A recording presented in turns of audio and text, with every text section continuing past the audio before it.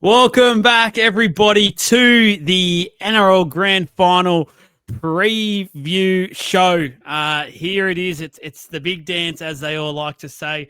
Cannot wait for this one. And as we've done all throughout the finals campaign, we've got Savs along for this one from Supercoach Experience, SC Experience. Just search him up there. You'll find him. And please give him some love. Savs, how's things, mate? How's your week been? I know you caught up with a fair few of our creator mates out there in Penrith on the weekend and got up to a little bit of mischief, but you were very well behaved.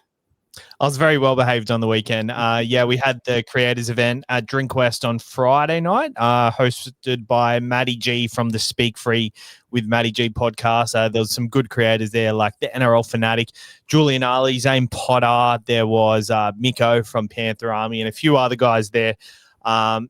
A lot of content came from it, but I left before halftime because I had my 4-year-old daughter with me, so I had to be a good boy.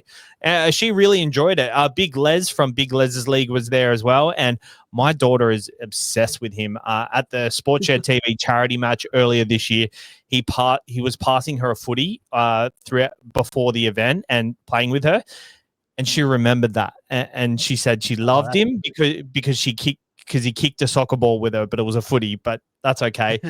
She loves and I had a great time. My weekend, I enjoyed the footy all weekend. Didn't watch the AFL Grand Final, but I had 5 or 6 drinks on Friday, 5 or 6 drinks on Saturday, and 5 or 6 drinks on Sunday. So I'm feeling it right now. I don't usually drink that much. So, I'm having a good time. I'll probably have a big one on Sunday and then hopefully rest up for 6 months.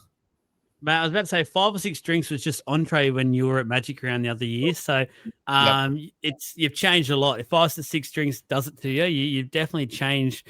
Probably for the better, I reckon a lot of people out there would say then. 5 to 6, that's a good afternoon night, in my opinion. Trav, can I just say, I feel like this is, and just a heads up to everyone behind the scenes, we're actually filming this a fair few hours earlier than we normally do. It's the Dally M night, so gotta get done before all that sort of starts. So I appreciate the boys clearing their schedules for this one. But Trav, I reckon this is the earliest podcast we've done in a long, long time, probably ever. And I feel like a different man about to talk here. Yeah, it's so different. Hey, I think the only time we've done an early one is when we were doing the reviews at the end of last year. Remember how we did a whole day, I think, or a good afternoon where we just sat down and pumped out a heap of the reviews, and that was the only time that we've actually done an early one. It's it is odd. It's odd, but it feels good. I don't mind it. Let's do this full time. It feels so good. I'm not feeling drained at the moment. I feel like I've got a bit to give, actually, so it's awesome. Shout out to, obviously, the Caxton Street Brewing Company as well, our sponsor, helping us bring you today's episode for the Grand Final. If you haven't made plans already and you're in the Brisbane area, make sure you head there on Sunday and watch the game. Obviously, they've got a whole day plan. You can go and book your tables now. Make sure you get some good spots. They're opening downstairs and upstairs, I believe. So I stopped in there on the way to the game on Sunday. Had a feed, and glad I did, because once again it was absolutely sensational. Let's get into a little bit of the talking points that's doing the rounds at the moment. R360. I don't want to give him too much publicity or exposure because it's the opposite. It's one of the rival codes, unfortunately, but it's starting to feel like it's maybe a bit more of a threat to the NRL than we first assumed. Already today, Code Sports has leaked that up to 10 NRL players and a few of those really big names are already either signed to basically a non-disclosure with them or something like that to say they will go over there if it starts up, things like that. So a couple of the big names that have already done that by all reports is Zach Lomax, Ryan Pappenhausen, who's playing on the grand final this weekend, and then Jai Gray, just to name 3, the big guys. Savs, what are you thinking behind this? Is it something that, as an NRL fan, you're starting to go, oh, okay, I originally, when it first came out, I thought it was a joke. I did not think this would come off the ground whatsoever, but it feels like it's starting to really heat up, and there is some serious talent starting to go over there. I'm so conflicted by it, aren't I? Because on one hand, stealing all the talent from our pool and really reducing the talent pool in the NRL, but it's kind of exciting. I think the rugby union side of things. This is good for rugby union. And I know we're not all for rugby union, so it's probably contradicting a bit here, but I don't know, it kind of excites me a bit. And to be honest, I know you're going to talk about Zach Lomax and stuff, but are we really missing a Zach Lomax in the NRL? Like, to be honest, he's not really a factor in a team unless the people inside him really, really contribute. And Jai Gray, he's stuck behind a Latrell Mitchell, so a $900,000 contract. I don't mind him taking that. The Pappenhausen is the tricky one. I feel like Pappenhausen is the one. If he goes over there, then we are losing someone for sure. But I don't know. I kind of like it. And if they really want to do it, they've only got one life to make this career and build the career for their families that they can. I say for them, if it's their decision to do so, even if they are breaking contracts, clubs do it all the time. So I'm all for these players doing it because it's obviously an incentive, a money grab for them. And if that's their motivation, then you can't blame them for it. I think more power to them. In the NRL media, these are the guys who are constantly shit on all the time for every single move they make. Maybe they just want to get out of the spotlight as well. And if going over to another code helps them do that, then yeah, I say I'm on the player side for this. It sucks for the game, but yeah, I'm not mad about it at all. Trav, Savs mentioned it, Paps. Obviously, your boy coming into this week. Funny timing for this to all come out. I think it's very tactical by R360, firmly with their eyes on things that are happening in the NRL this week. I don't know if Bellamy would be completely happy with the timing, but he can't control it, obviously. But what are your thoughts around the Pappy sort of move? Because I was about to say he's achieved basically everything in the game, but that's not quite true because he hasn't really achieved the Dally M, obviously a personal accolade, but also probably state of origin. He's probably still yet to be able to play because of injuries when he was at really the peak of his powers. So there is still a few little things he can achieve again this weekend, and we'll talk about the game shortly, but he could very well be winning another competition. You've got Sua Farlongo in the wings, still just waiting, and I think everyone knows he's going to be an absolute star of this game. What are your thoughts about it? Because I have a feeling you're going to be quite mixed. You don't want to see the back of Pappy just yet. He's got a couple of good years to go, I feel like, but at the same time, it's not the worst guy to have waiting in the wings either. Yeah, I think Sav's opened my eyes a little bit today by what he just said then. And I've been an advocate for players all year. And even last year, the Dylan Brown thing, I said, look, if someone wants to pay him, there's nothing holding him back. He should go. Money talks. It's as simple as that. And Savs, you said it in one line, this is life-changing money. I think really what this should do is it should open the eyes to the NRL to say, hey, we need to wake up a little bit and make some big changes here and sort our own shit out and fix our backyard. Unfortunately, we've been calling the NRL to do that for a few reasons over the last couple of years, and it doesn't look like they're quite stubborn. But in terms of Pappy, I don't want to see Pappy go, but I don't hold it against him for taking the money and going. You call upon, what else does he have to achieve? Origin is what it is, right? Injury affected him when he was in the peak before. But was he really going to get a spot in front of Teddy? And then was he really going to get a spot in front of Edwards? It is what it is. Sometimes you just got to be what it is. The biggest issue I've got with all of this is that we're going to lose talent. If these three are going, it's obviously not going to be the only three. And there's 10. So at the moment, so they're not going to be the only 10 that's going to be, and there's 2 clubs to come in the next few years. So I think the talent pool's about to drop significantly, and that's going to be a massive issue, which is why I said at the start that the NRL needs to wake up here and sort some things out. I'm probably like Savs now, and I've changed my opinion. I walked into this thinking I'm okay with the players taking the money, but I'm a bit annoyed. But listening to what you're saying there, Savs, I think you're right. Absolutely. I think you hit the nail on the head, really. I think you make a really good point there as well, Trav, because the one that loses out, I feel like, in all of this is the Bears. They, by all reports, P&G. It's going to be hard enough for them. Yeah, P&G as well. But just for next year and trying to sign all this talent, they, by all media reports, had Jai Gray penciled in as their fullback to when they start. they won't be able to go anywhere near the money that he'll make over here. So they've lost their fullback now. And like you said, there'll be probably other talent that was probably thinking, yeah, Perth, going over there would be a good challenge. But now if I can double my salary, basically go and play a code and travel the world. Let's be fair to the code, not trying to put it down any further, but let's look at Lomax, for instance, who's a winger in NRL who does a hell of a lot of work. He goes and to be a winger or a fullback over in Union. He literally does basically nothing, and he'll get paid an absolute shitload. So, and he's got a massive boot on him. Like, he probably suits Union, to be fair, but I think everyone out there can agree and not begrudge a player with this short, it's basically a career in this physical sport, going and chasing the money. Like, I think we're all human, and we do understand that aspect of it. I think it's just more so the point that it is now seem like, because when this first happened, you heard like PVL and that talking about it, they basically just laughed it off. But I'm starting to feel like, nah, this is actually becoming a lot more of a threat than I think they anticipated it to be. And if I know we've gotten over the fact we've lost like Sonny Bill in the past, Roger, who then came back, Suoliti, who just went this year. Like, we've lost a few of those sorts of players, and we've always come back. But there's a real chance in the next 12 months we lose a big, like a decent chunk of talent in his playing pool, which I think is going to really hurt the game for at least the short term while a lot of these other good juniors come through. But who's to say they won't then go and jump ship as well? Like, these young guys coming through the grades at the moment are 18, 19 and stuff, and just about to hit their first grade debut.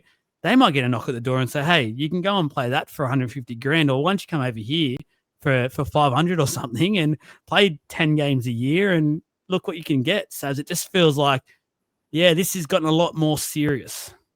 It is serious, but the NRL need to step in and maybe not say to the players, you can't come back if you sign, because I think that's ridiculous. I think the NRL just need to have a look at their own backyard and just kind of tweak things, maybe give clauses for players not to go, like give them a bit extra money. And I feel like this is kind of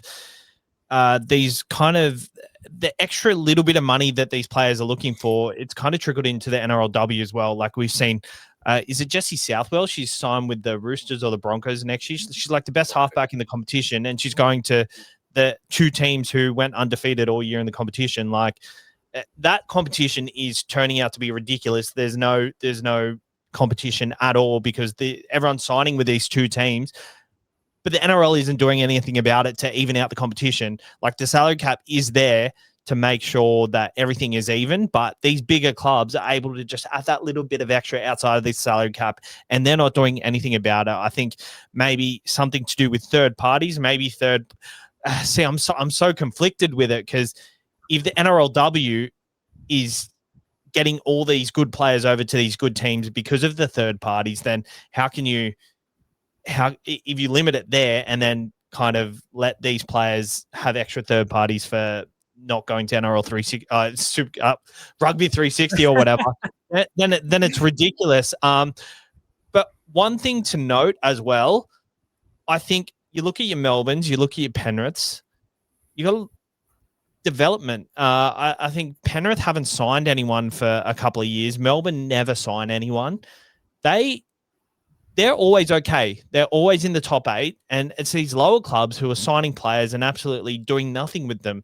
I think we got to look at our coaching, make sure our coaching is better, and make sure the development programs throughout every club is up to standard, because I feel like it doesn't matter how many players we have, we're always going to have these lower tier teams that absolutely ruin the competition and don't make it as competitive. So I think we've got to concentrate on that first before we say, hey, we've got to keep these players, because at the end of the day, these players aren't playing Origin. Pappy is very different, but like your Lomaxes haven't been playing Origin because he's been in a basket case of a club for a couple of years now. He's taken another step now, but yeah, I just think the development within the NRL just needs to be a lot better. And if it is better, then they won't be hurting if these players leave. Mate, you have opened up a few can of worms there that I straight away, my brain goes to our pub talk that we've got coming up in the off season. I'm thinking in my head, if you only lived in Queensland, if you only lived in Queensland, I would be getting you in for that segment for sure. what I want to navigate slightly differently, though, is just a reaction for, I guess, me personally being a Parramatta fan first and foremost, but also an Australian fan when it comes to the international scene. And coincidentally, I actually had this post ready to go, and it came out today anyway, but just about around the Australian side and how things are looking for that. So obviously, Marky Mark, he's already basically announced what he's doing. He's said he's happy to hold his contract. He'll play for the Roosters next year. At the end of the season, he will leave. 100% fine with that. I do believe, and we said it last week, we all agreed that he deserves a plane ticket for that Ashes test at the end of the season. Now, with Lomax, and I don't know if I'm being too harsh on the bloke, but I'm a bit pissed off about it because obviously I'm a Parramatta fan. I don't like the fact that he's effectively, from both Anasta's words, he said it twice and he said it on his podcast today as well, that he won't be playing another game for Parramatta, which doesn't sit quite well with me. He's going to break his contract.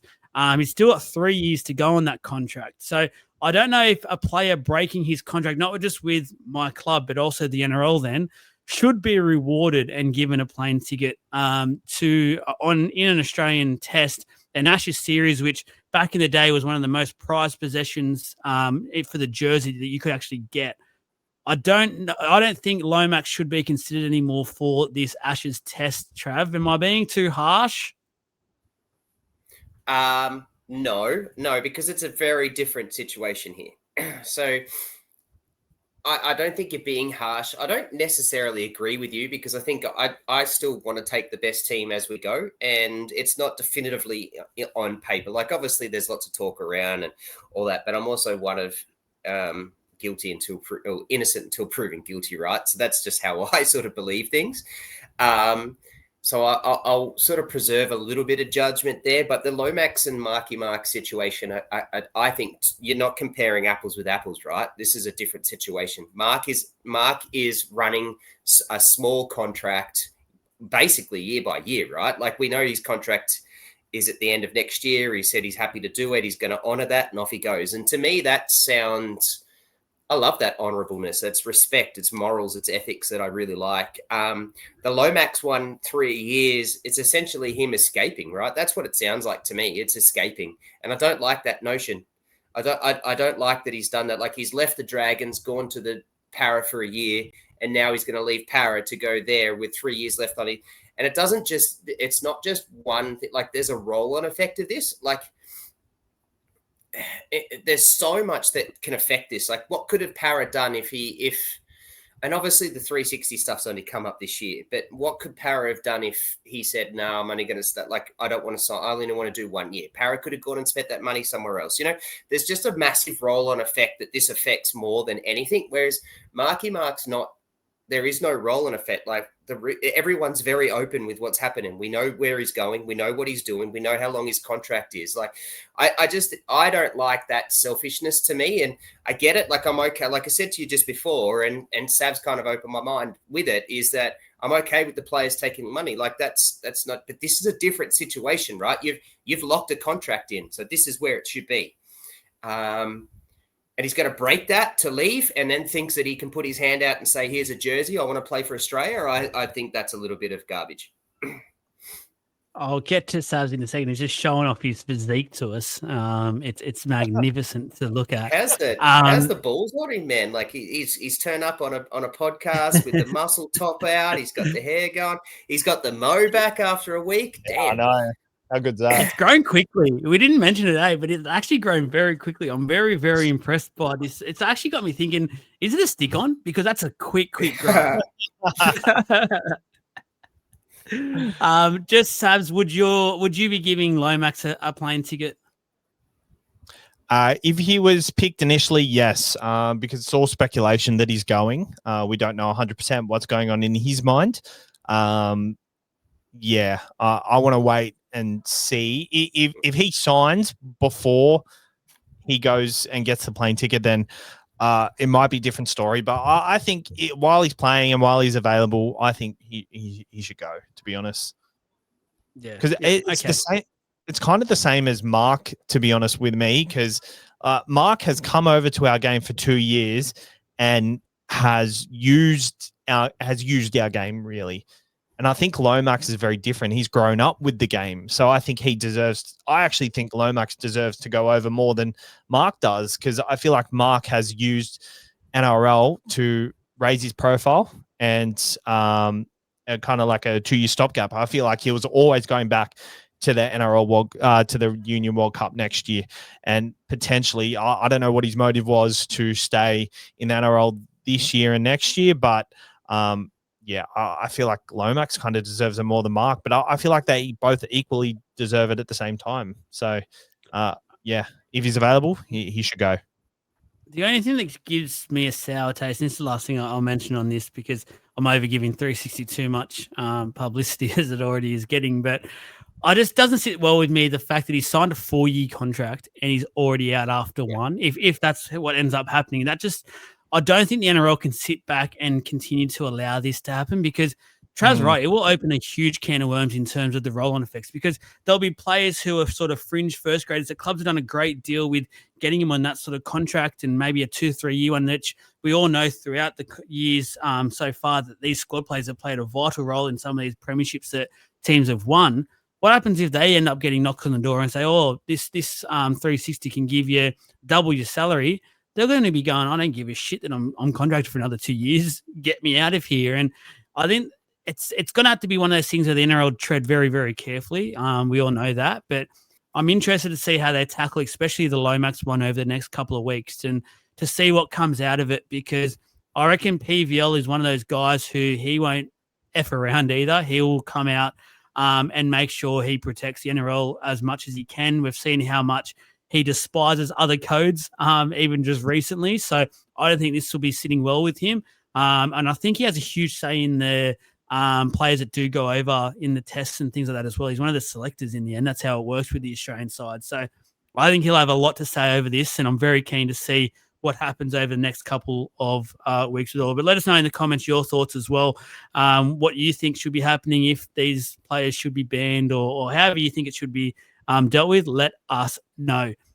Boys, I do have one more thing, sorry, because it feels very similar to the Jamie Lyons situation back in the day, where he went over to another club. So Zach Lomax, maybe because he signed a 4-year deal, he can't just come back within that 4 years. Like maybe there's got to be a clause with the NRL that if he goes, he can't come back unless he plays for Parramatta, or I don't know, something to do so the club isn't completely fucked over and this guy just comes back and goes to another club. Because I feel like I see your point of view, because you're a hurting Parramatta fan. You finally got your back line together, and now Zach Lomax is just going to fuck off. Like that's ridiculous.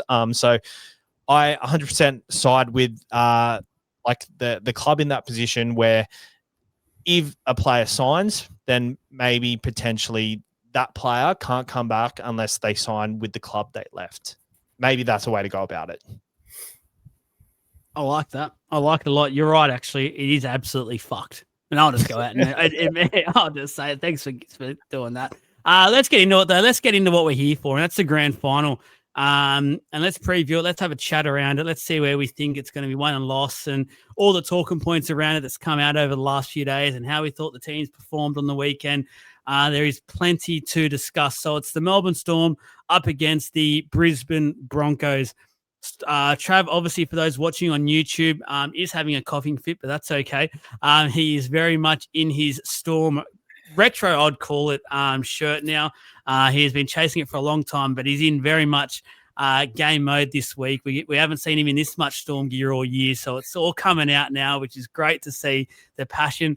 I'll let you go first, mate, because no doubt there will be some bias here, but that's okay. We'll all understand it this week. It is grand final time. Talk to us. Oh, what do you want me to talk about? Give me a point, because I just take us where you want to go. Take us. Talk to us then about your Storm. Let's go to the Storm first, and just talk to us about. I feel like, and I'll go out and say it, Friday was a boring game. I felt like I didn't think it felt like a prelim game, and to be fair, I think a lot of that's had to do with the way both sides dealt with the ruck and controlled the ruck, which is what you guys did. You got penalised for it a fair bit, but it continued on and things like that. So I actually feel like coming into this, if you play a similar style, I think you actually win the game because I don't think the Broncos have the capabilities to go with that. So I know it's a different ref now. I know he's going to allow a lot more to happen by the looks of things. He's not going to blow the whistle as much. But I think that's a very dangerous precedent to set in this game because we know, and I know you might not like to talk about it, but Savs hopefully backs me up here. We know what the Storm are like. We know the history of him, and we know what Bellamy likes to do. He likes to push the envelope as much as possible. It's what makes him so great. But going into this game, if I was you, Trevor, I'd actually be very confident with the referee chosen for this game because you guys will get a lot of, away with a hell of a lot. I'm just confident because I think he's a good ref. To be fair, I'm not going to go anywhere else other than just that. I just think he's a good ref, and so I think he's going to be fine. I mean, it's people like you that piss me off in terms of this. I mean, you're so hell bent on having a crack at the Storm for things like the slow ruck and the ruck speed and all that sort of stuff. It's like, man, get over it. Like you sound pathetic. You're like a little baby who constantly whinges, man. Just get over it, right? The only reason why it's an issue is because we continue to keep winning and we continue to keep getting to this position and your team doesn't. And that's the thing, right? And that's the same thing with Penrith, and everyone argues about Penrith and they're all annoyed with all the things that Penrith do and what they do. And the only reason why they're annoyed is because their team doesn't do it as good as what Penrith has. It's as simple as that. So you just get over the fact about that. So I'm okay. I actually think Atkins is a very good ref, and when he got pulled up with that and got it, I think he's deserved. I think obviously G is it's a bit of a G up that he's not in it. I hope you like what I did there, but it is what it is. I don't mind it. I messaged you when I found out Klein was reffing the prelim last week and just went, oh man. And you messaged and laughed and said, oh yeah, there's been a few people who've messaged you and said the same thing. But it is what it is. I think you've touched it. You've touched a really good point. Oh, thank you. If the Storm if the Storm play and keep playing the way, I don't mind that. I thought the prelim last week was actually a good final. I thought it was a good prelim, not because the Storm won, but I just think that's just finals footy to me, like a defensive grind with, some masterclass tries and some good runs through Munster and that, and that, like, it's not flashy in what you got, but you get caught in the moment of what happened with the Broncos and what they've done over their two finals games and what they would have been able to do. And we sit there and judge it against that. And I don't mind what it was. And I instantly said at the end of the game, like, I was like, yeah, that was entertaining. That was a good game. It was a prelim. So I'm happy with that. I don't have too big a deal with it. I think this is going to be obviously a battle of the coaches, like you said, and what style gets taken in. You've got Madge and his, like, I think Madge has had to really adapt his coaching style to the well, I won't go there, but to the Brisbane way and bring what he's got. And then you've got Bellamy bringing his 11 grand finals to be and 6 premiership wins and hopefully a 7th on the weekend. And yeah. So, Savs, just so if you haven't realised or not, just to put it all out there, everyone would have seen so far a bit of a video that I did a couple of days ago. And this is the first podcast I've done with Trav for basically a week now. And I knew coming into this, he had some things bottled up. He wanted to get some things off his chest. He's had that moment now. He wasn't talking about what I just said then. He was actually talking about what he's watched and what he's seen over the last few days. So, and that was just around some fake figures that have been tossed around in the media the last few days around Bellamy's record. But we won't go there for this podcast. But Saz, what are you thinking about with the Melbourne Storm and obviously how they played on the weekend coming into this weekend and how it sets them up? I think the Melbourne Storm are in a very good position, actually. I don't know. I've been very high on the Broncos coming all the way up. I actually did a video probably 6 or 7 weeks ago or something like that. And I said, I think the Broncos were going to win the comp. They weren't in the 4 at that time. I put $20 on Brisbane to win the comp. But I cashed out on the weekend because I think Melbourne are going to win. I think the Broncos have had 2 massive finals games that I think they weren't the better side against Penrith. And I think they'll rely on that too much, rely on their back half efforts. I've heard a lot of talk that they're a second half team, and they've been saying a lot that they've trained in the preseason, so they are good for the back ends because they're losing the back end of games quite often. But I think that plays into Melbourne's play style perfectly. They'll start fast and they'll hold on to the end. No matter how much you throw them, the Melbourne will hold on to it. And I just feel like all the stats with Melbourne losing a grand final and then they haven't lost back-to-back grand finals. Everything adds up way too much for Melbourne not to win this one. And when you look at the players within the sides, I like everyone from Melbourne so much more than I like everyone from Brisbane. Like, I love Reece Walsh. I love Payne Haas. I love Pat Carrigan and Katoni Staggs, but Pappenhausen, Munster, Hughes, Stefano has come really good. Nick Meaney, like, all these guys are such good blokes that how can you not want these guys to win this year? And I just feel like it's all ended perfectly for the Storm. It's going to be a great grand final. I like how it's ended up like this because now I want the Storm to win. But yeah, I just feel like the stars have aligned. They've trained this moment and they've won ugly, and the Broncos haven't been able to do that. And it's going to be an ugly grand final, and I think they're going to win. Yeah. Mate, you are making me sick with all this good bloke and Storm talk. Honestly, it's too much for me. But one bloke you did mention there that I want to talk about, because I've been pretty critical of this guy for a while now, and I've actually said as the season's gone on, he's really started to impress me, and we've said it a few times on our review shows and things like that. But Stefano came out Monday and basically just gave it to a few of the Broncos players, which I think everyone out there has absolutely loved. It's been awesome to see some character back in this game, and from a very unlikely source as well. I don't think anyone thought Stefano had this in him, but what I love the most about this is that he's clearly very confident at the moment, and he's got every right to do to be that way, because he's been sensational, not just the back half of this year, but I'd also say in the final series, which has been his two biggest games of his career, arguably, because I know he has played Origin, but he's come off the bench for basically most of those. But this one has been the enforcer basically for the Storm without a Nelson Asafa-Solomona there. So there's been plenty of pressure on him to deliver that foundation, that platform for the Storm's playmakers to deliver on. And he's absolutely achieved it. And he's just been sensational so far. So I love the fact he's come out. He's going to go, you know what, I'll back myself here. And I know they've got Payne Haas. I know they've got Pat Carrigan, but let's go. Let's dance. Let's see what these pretty boys can do, basically. And I'll take them on all myself. Kick the ball to me off the kickoff, because I'm going for you guys from the kickoff. I love it, Savs. I think it's sensational. Yeah, and leaving the Tigers, I thought his Origin selection was so unwarranted. But obviously Bellamy was part of the staff there, and he saw what he could bring to a team. And now I'm looking at that thinking it wasn't so bad after all. I think Terrell May and Kolomatangi were definitely hardly done by early on, but I can definitely see it.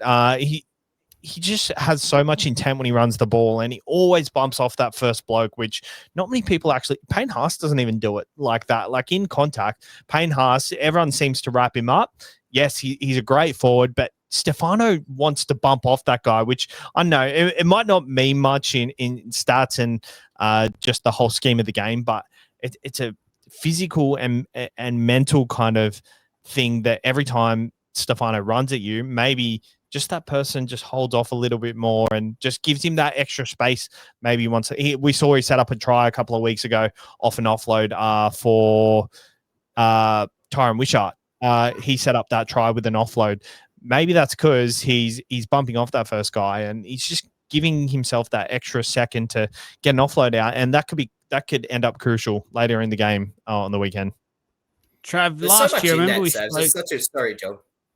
Sorry. You're right. There's so much in that. Like there's so much more to it than just that. What he can create moving forward. Like every time he bumps off a guy, that's an extra 1 or 2 meters. And in finals times, every meter is important. Especially with the way that we've been playing. Not only that, like that guy that bumps off him, he falls down. There has to hit that draws another guy into the tackle. There was already 2 or 3 in it, so there's now 3 and 4 people in that tackle, which then shrinks the whole field. Like it's so important what he's been able to do for us in the last few weeks, and this is what we all, as a Storm fan, what we love to see from Nelson. Only obviously Stefano's not getting suspended, right? So that's the difference. And put in the bin. Stefano's, but that's what we love, That's what we loved about Warrior Hargraves. It's what we love about these big boppers is that we love that context that contest and the physicality of it. And I think you're right. Like Payne Haas is the best forward in the comp. Like that's hands down.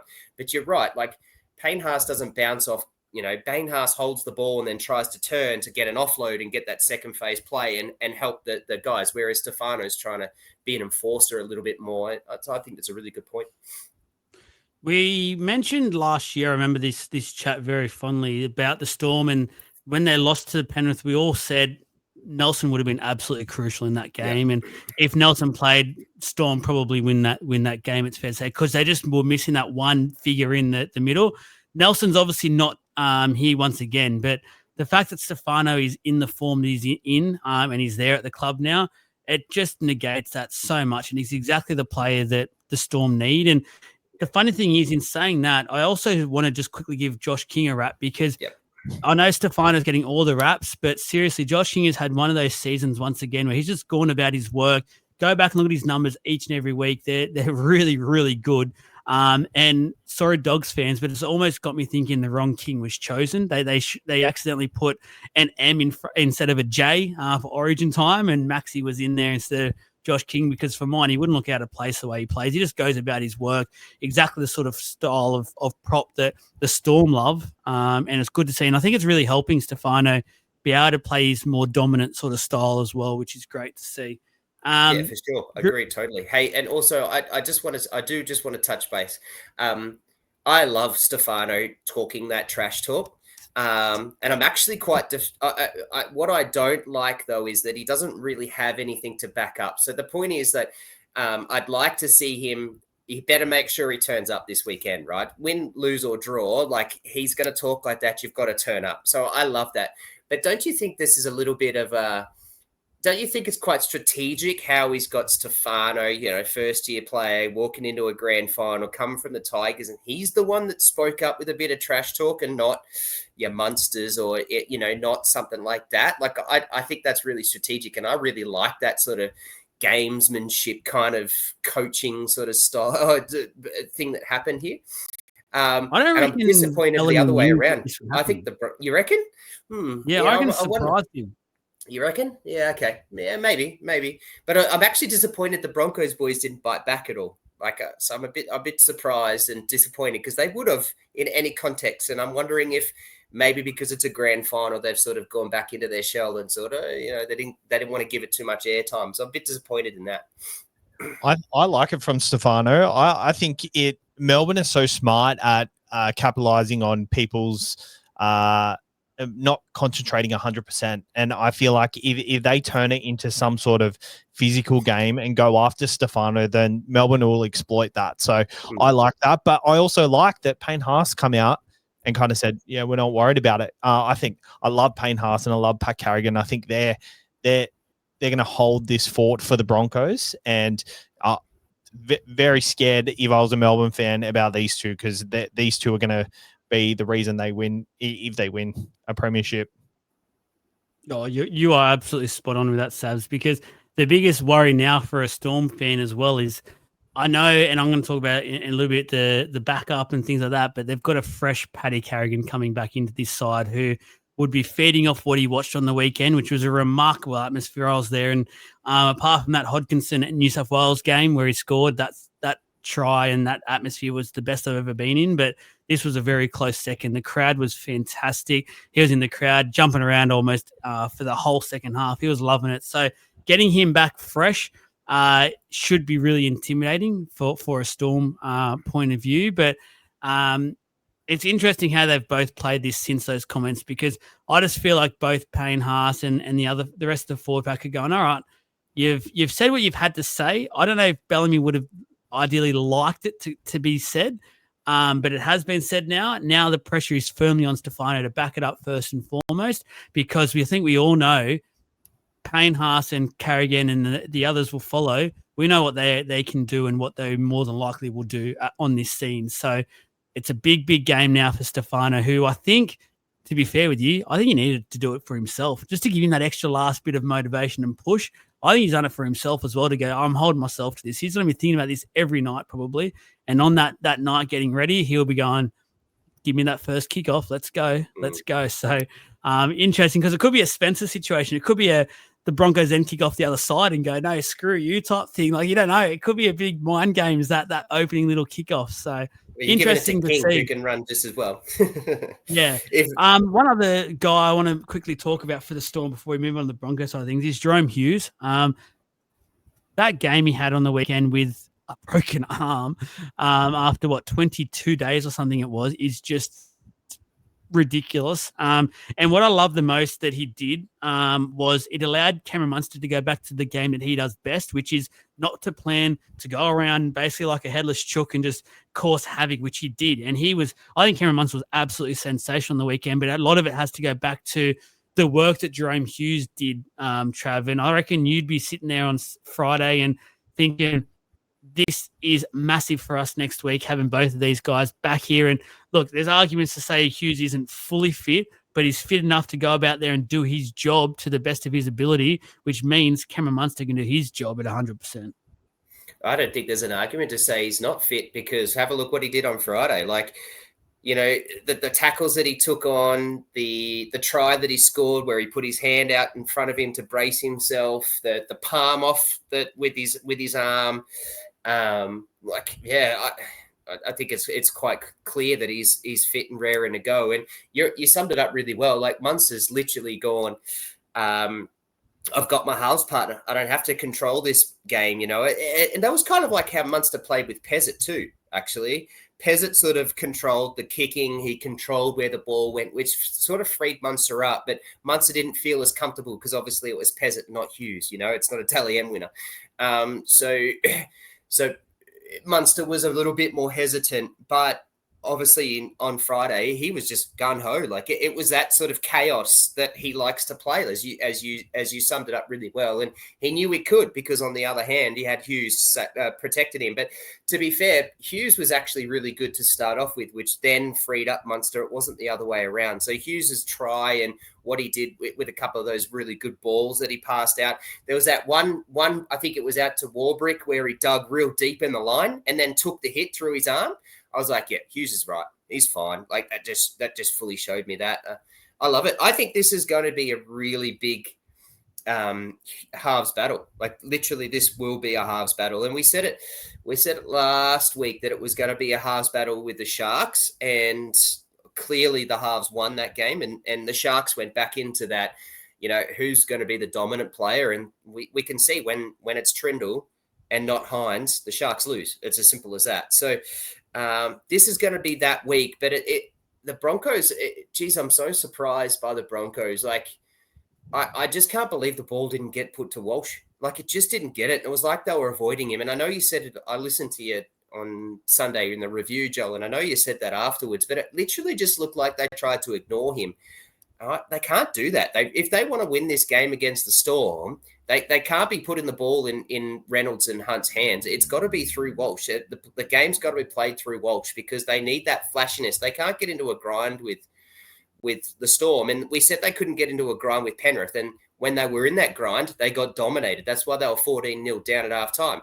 When they opened it up and they freed it up, they won 16-14. So, like, they got to be able to do that, but they can't do that for one half against the Storm. They're going to have to do it for 70, 80 minutes.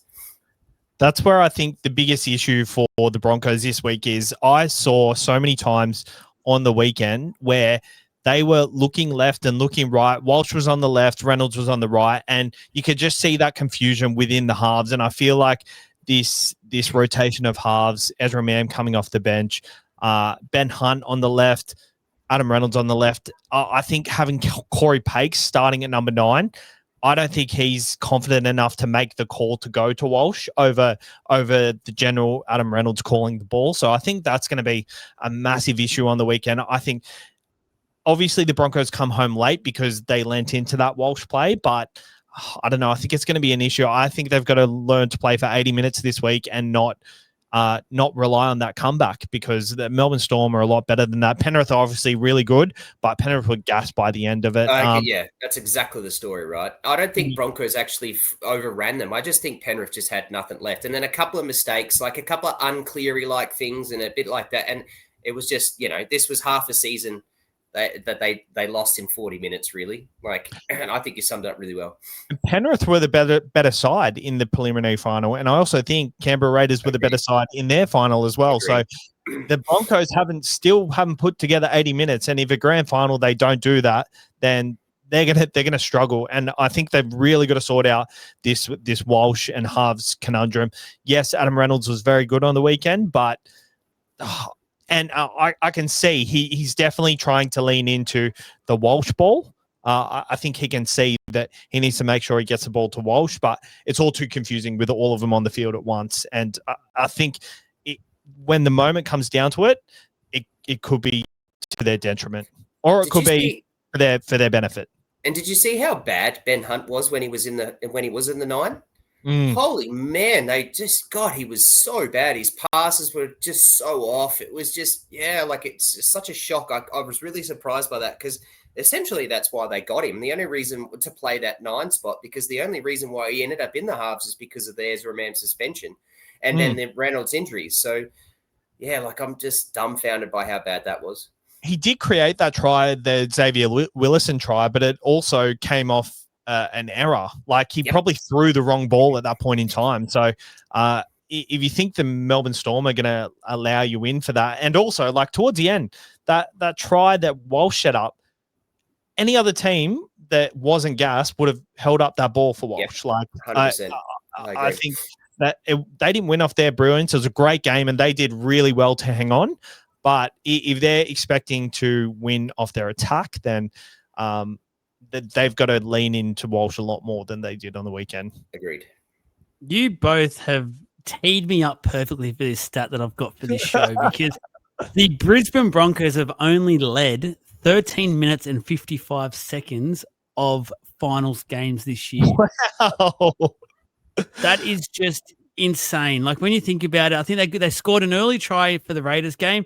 Raiders scored quickly after that. Then they only won that game right on the end with that field goal. And then obviously on the weekend, they only led for the last 4 or so minutes. So they really haven't been winning either game. And it's fair to say, and you both made the points there, in both games so far, there's a strong argument to be made that they weren't the better team in either of those games. So, and it's taken an avalanche to get him out of trouble both times, which I think we all know here for sure the Storm don't genuinely allow teams to do that. Now, the worry for the Broncos for me is the fact that they just had, and we've seen this in the past many times, where teams will have a massive prelim at home and things like that, and then they come back in the grand final and they're just it's like they've just started breathing again. They're half type thing. They go, oh crap.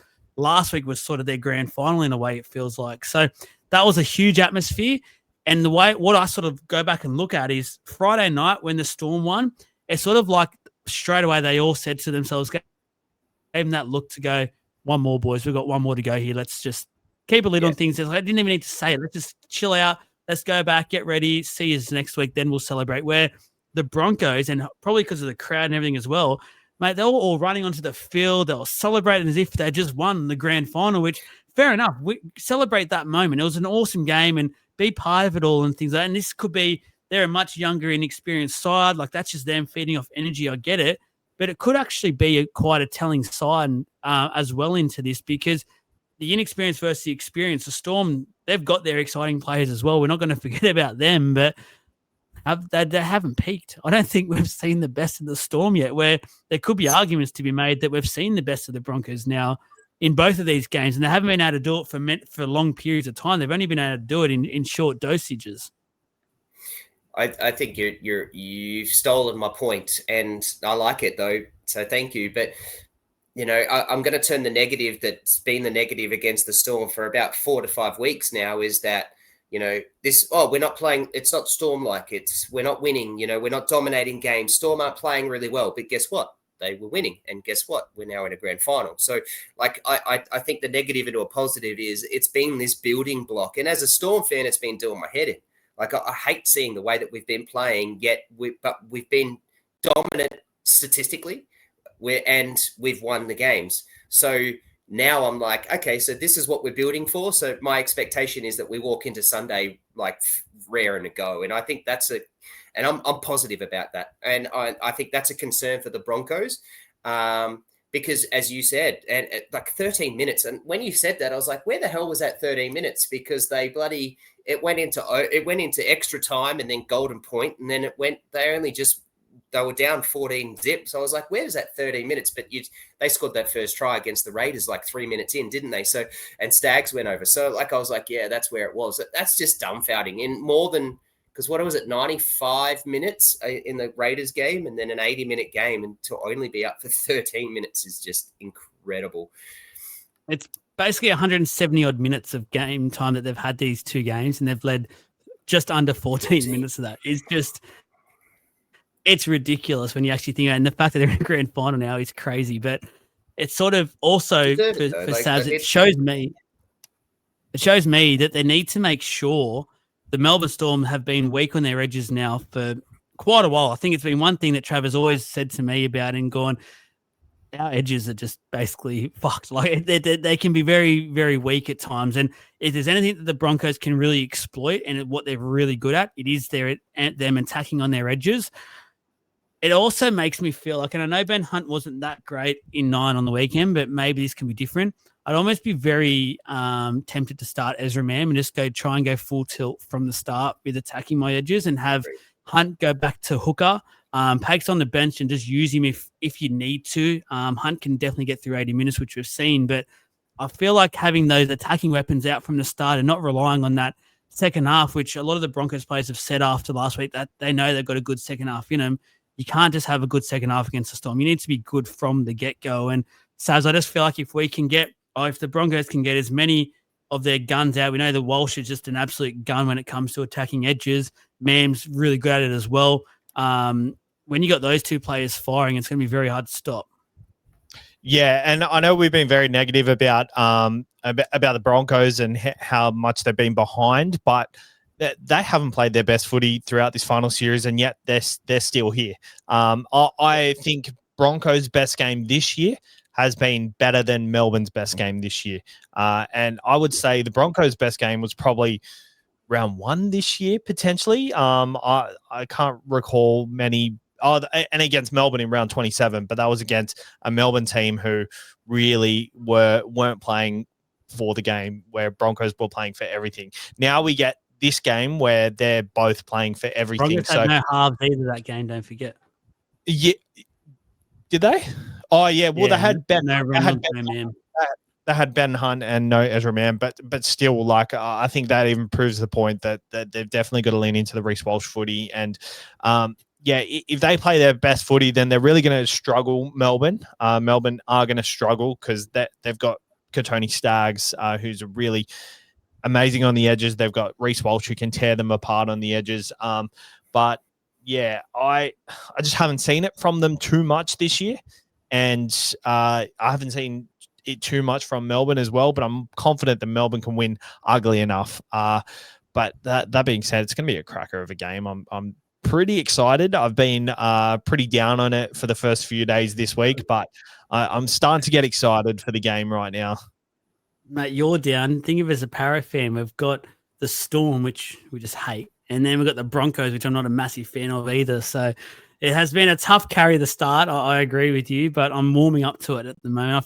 I feel like the storytelling, Stefano's really helped us get it really pumped for it now, and can't wait for the mouth-watering forward pack battle that it will be. So let's get into the best bets because we have promised this week to be a bit different. There's a few things at play here that can really just you can go from first to last in this week. It's fair to say. So the results from last week. So tipping wise, Savs came into the week 6 from 6. He just knew finals football.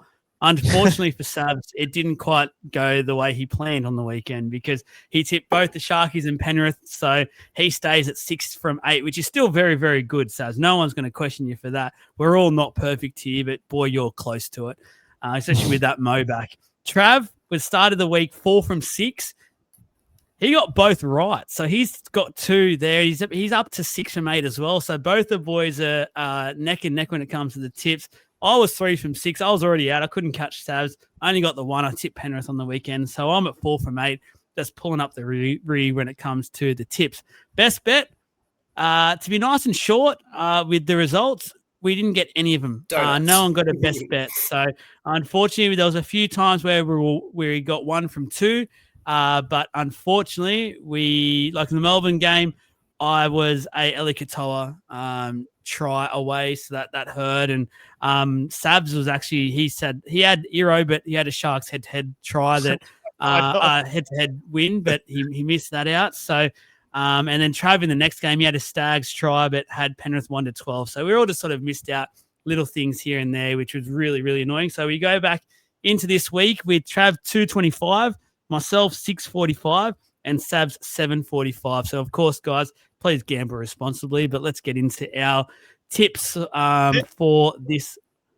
All them odds are from the first week as well, like mine and yours. I'm pretty sure. Yeah, Trav got his in the second week, so we're not on a good streak at the moment.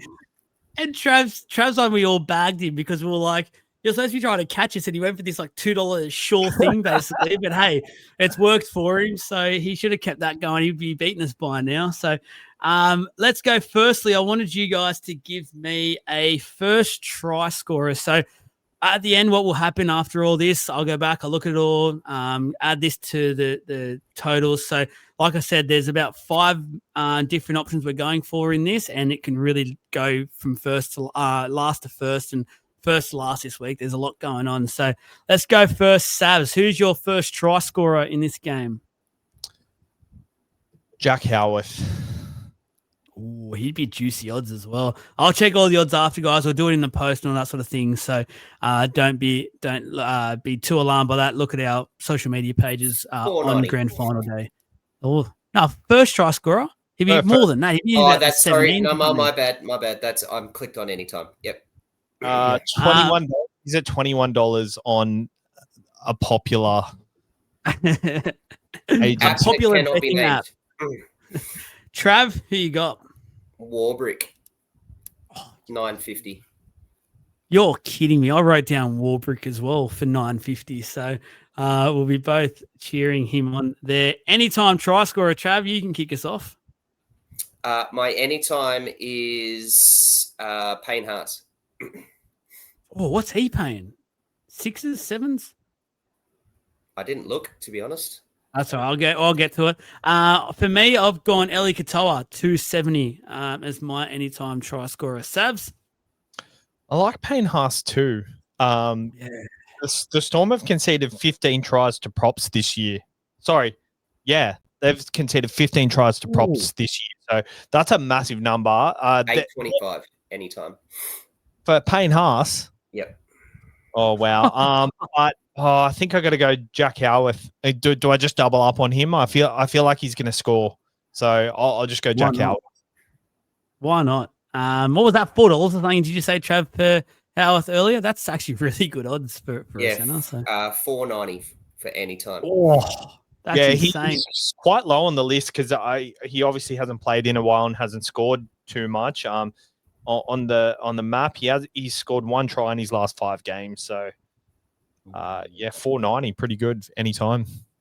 Winner and margin. I've gone the Brisbane Broncos 1-12, $3.10 at time of podcasting. Savs? Oh, I've gone Melbourne. Oh, I want to say 13 plus. Yeah, Melbourne 13 plus. Trav? Melbourne exactly 6 points. Ooh. No, 1 to 12 then. You were going 1 to 12 it was. Go 1 to 12. Thank you. But look, he'll go back to this next week and go, I got it right. I got it back on. Clive Churchill medal, Sav, so best player on the field. For anyone out there who wasn't sure what the Clive Churchill is, it's for the man of the match. I don't want to go vanilla here, so I'm going Xavier Coates. I think he's a massive factor in this game. $26. My Supercoach team would love that. Trav? I'm eager to. What is vanilla, Savs? Who would you say is vanilla? Cameron Munster. That's about it. I wasn't going to go there. I've got Harry Grant. That's $6.50. He was the favourite. Then now Payne he's Haas has taken favourite. over. Yep, there you go. For me, I've gone Paddy Carrigan, $17. I think coming back from a week off, I think he has plenty to prove. Team did him a favour by getting him into the grand final. I think he can go absolutely ballistic. And then to finish up, just our little same game multi for this grand final, boys. So who's up? Trav, take it away. I wanted to put all of those tips in. I thought someone would. You can. I actually did my research and wanted to put every single one of them in. So that's where I wanted to go. I don't want to go off that. So I'm sticking to that. So same game multi that, please. It'll be like a lot. It will be a lot of money. I'll get that into the post somehow. So that's fine for me. I've just gone match points in the unders, which is 41.5. So under that. And I've gone a Shibasaki anytime try scorer attacking that weaker edge of the Melbourne Storm. I really like that. Again, my Supercoach team would love that as well. I was actually surprised. This one got me $7, which I actually thought was pretty nice odds for something that I feel like could be almost a sure thing. But again, please gamble responsibly. Savs? I'm going Jack Howarth anytime, Melbourne Storm 13+, and Josiah Karapani anytime for $30.75. Oh, see, I'm very keen, guys, to see how this ends because lots can happen, as you've all seen there. Again, you'll see the post grand final day. We'll get it out there and collab with both the pages so you can all see what's going on there. But firstly, Savs, thank you very much, mate. Trav, you got something? Yeah, I was just going to say, Savs, I'm assuming you're tipping the Storm? Yes. Yeah, I'm tipping the Storm. So unfortunately, we're going to tie on the tips. Oh, that's all right. So I actually thought you were going to tip the Broncos. So I was like, yes, here we go. I was going to be a winner. I was tipping the Broncos all up until that Penrith game. And I don't know. I just had a feeling that it's Melbourne's year. I'm so confident of it too. At the start of the show, when you said you cashed out your bet, I was like, oh, damn it, we're going to be a tie. I like it. Massive thank you for Savs for jumping on. Asked him. I have one more thing. I collabed with you on a post on the weekend. I just want to hear your thoughts on it. It was we got a lot of comments on it. It was a list of the fullbacks in the competition. Yes. And I just want to get timing. Yeah, well, the reason I did it is because I was drunk. So, and it's funny because I was making an argument with a group chat, and I made the list, and I'm like, I did all the 17 fullbacks, and Kennedy was like last in my initial rankings, but then. But then I put in all the backup fullbacks, and now I even forgot a couple. And he was still very low on the list. What are your thoughts, and where would you change that? Obviously, you collabed with the post, so you agree with everything, right?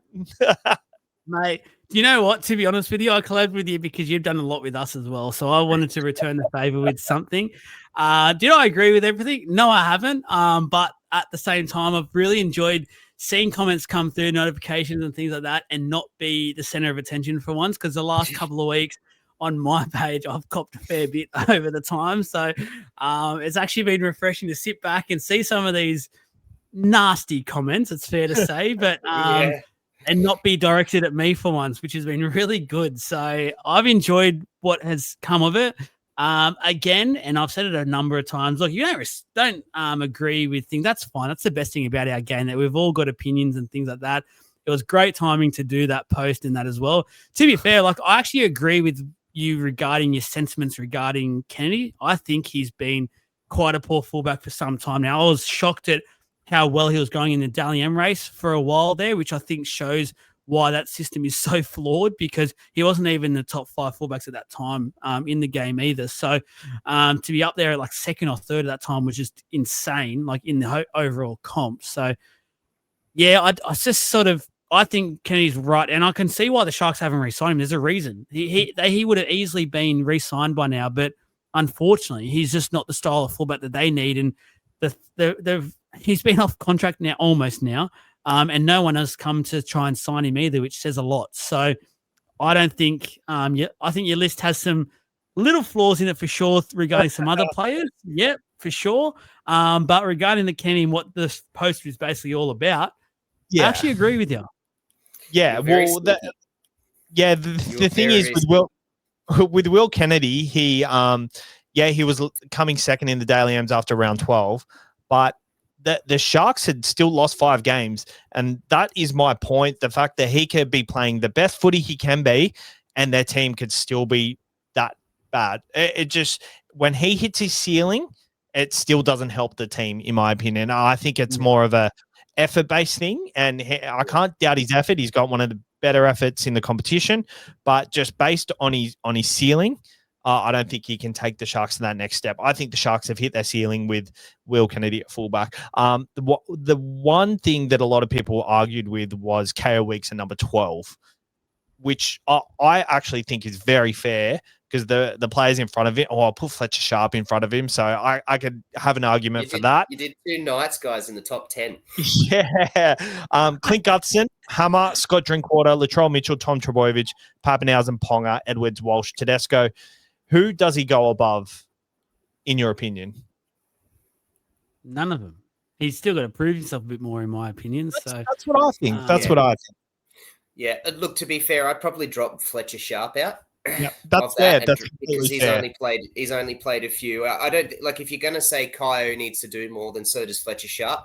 Although, to be fair, if I'm going to go straight up from what I've saw this year, Fletcher Sharp's a better fullback than bloody Kyo Weeks. But if you're going to use the argument for that for Kyo Weeks, I'm also going to make an argument that Latrell Mitchell should drop.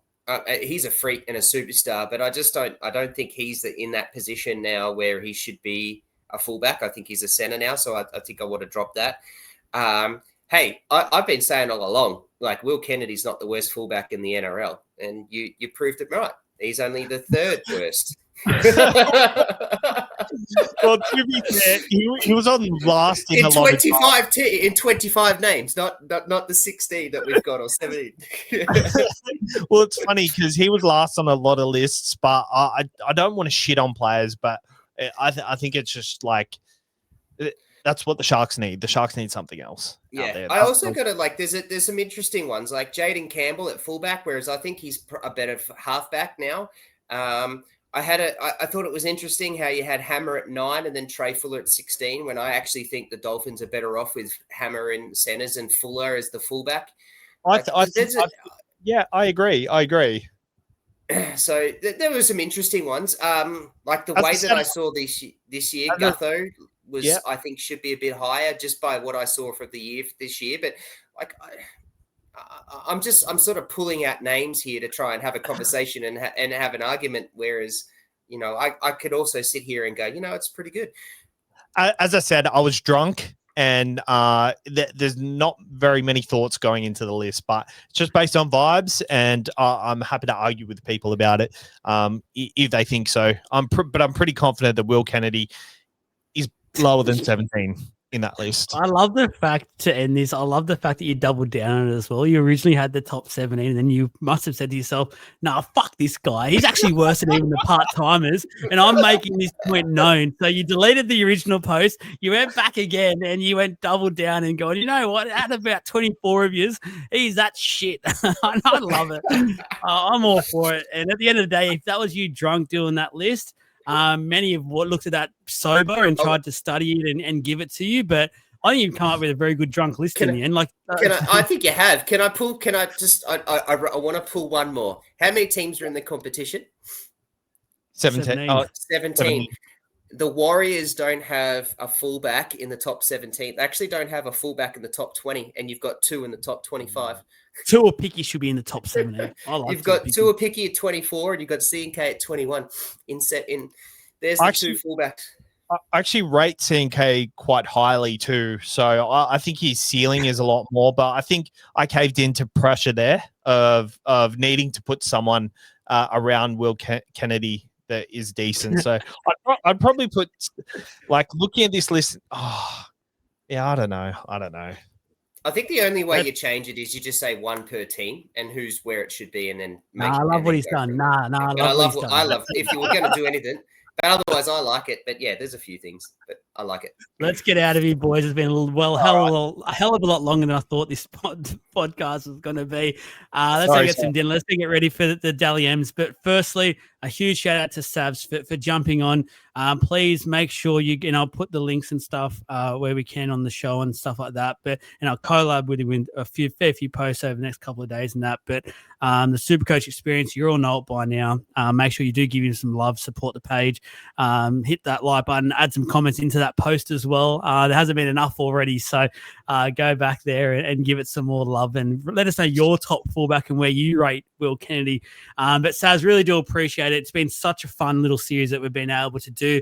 We've been wanting to do a bit of work together for a while now, so it's been awesome to actually sit here and just basically nerd out with some footy talk with you. Well, thank you. I actually really enjoyed this Wednesday night time slot. It suits me. My daughter goes to bed at like 7:30, 7:45. So us recording at 8 p.m. usually is a very good time for me. So keen to maybe do something next year. Maybe we'll do an NRL news show or something like that. Mate, music to our ears. We would absolutely love that.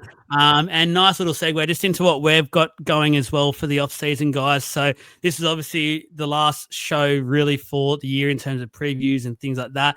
We will come back and do some stuff around the international game because there's some absolutely mouth-watering clashes for that. So it'd be rude to not come back and talk. We'll do a bit of a news sort of show each week as well. I've been talking to Isaac behind the scenes, who you all know by now, and he's keen to come on and do something there as well. So that's awesome to see. We've got our live podcast from the Caxton Street Brewery as well. So we've got that.